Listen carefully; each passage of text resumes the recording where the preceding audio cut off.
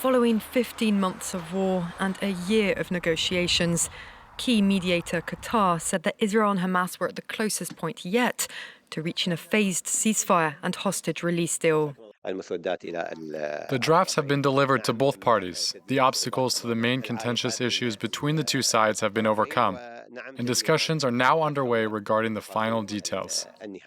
The Israeli Foreign Ministry confirmed that the final details were being ironed out to get the agreement over the line. They are being discussed right now with the delegations from all parties in Qatar, and we are really hoping and hearing good news in the next few hours.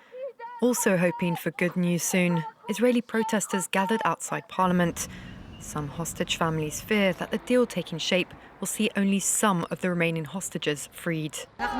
We hope that in the coming hours we will hear news that there is an agreement, and that this agreement includes the return of all 98 hostages without exception. It's time for a deal that includes everybody. That is what we demand and what we expect from the Prime Minister. My son, he doesn't deserve to rot in Gaza. The plan needs the final approval of the Israeli cabinet. A majority of ministers are expected to back it, but it has not found unanimity.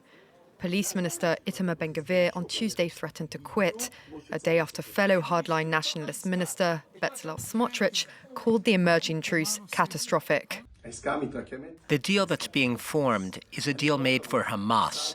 I call on my friend, Minister Bezalel Smotrich, to join me in full cooperation against the deal being drafted. Together, we can go to the Prime Minister and inform him that if he goes ahead with the deal, we will resign from the government.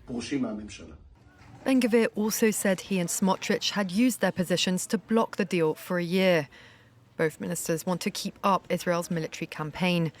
Even as intense diplomatic efforts continued over the last 24 hours, Israeli forces pounded targets across Gaza, killing dozens.